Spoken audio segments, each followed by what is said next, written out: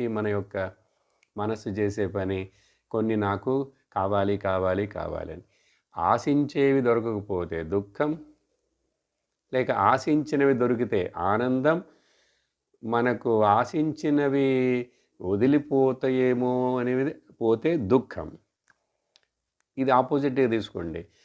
నాకు అది నేను ఆశించట్లేదు. అది నా దగ్గరికి రాకూడదు, రాకూడదు, రాకూడదంట. కానీ అది అని చెప్పి నీకు ఇష్టం. కానీ అది వచ్చిందంటే దుఃఖం. ఇది పోవాలి, పోవాలి, పోవాలి. కానీ పోవట్లేదది. అప్పుడు దుఃఖం.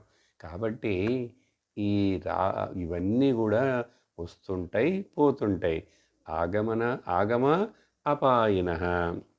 అప్పుడు మరి ఏం చేయమంటారు? ఏం చేయాలంటే హే భారత, వాటిని సహించు, ఓర్చుకో.